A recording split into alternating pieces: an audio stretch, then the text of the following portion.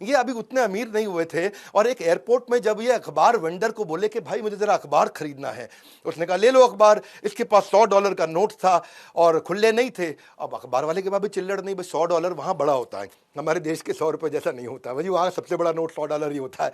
तो उसने कहा कोई बात नहीं, रख लो, हाँ अगली बार पैसे दे देना। अगली बार ये 3 महीने के बाद उस एयरपोर्ट पे गए, उन्होंने फिर अखबार लिया, उस दिन फिर चेंज नहीं दे पाए और बड़े परेशान हो गए, यार मैं इसको 2 बार चेंज नहीं दे पाया।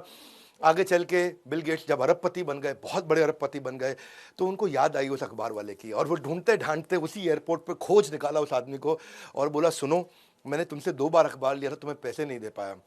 उसने कहा हाँ ठीक बात है। बोले अब मैं दुनिया का सबसे बड़ा अरबपति हूँ, मांगो तुम मुझसे क्या मांगना चाहते हो। अखबार वाले ने बोल दिया मैंने तुम्हारी तब मदद करी थी जब मैं गरीब था और तुम्हारे पास भी पैसे नहीं थे, लेकिन तुम मेरी अब मदद करने आए हो जब तुम इतने अमीर बन चुके हो, इसलिए मेरी मदद तुम्हारी मदद से ज़्यादा बड़ी है, मुझे तुमसे कुछ नहीं चाहिए। पढ़ने का इतना एडिक्शन था, एक दिन फ्लाइट में बैठे और जब फ्लाइट में बैठे तो देखो जो अच्छी सीट्स होती है ना वो आइल सीट होती है, यानी कि बाहर वाली, क्योंकि उसमें स्पेस मिल जाता है, दायां हाथ आप हिला सकते हो।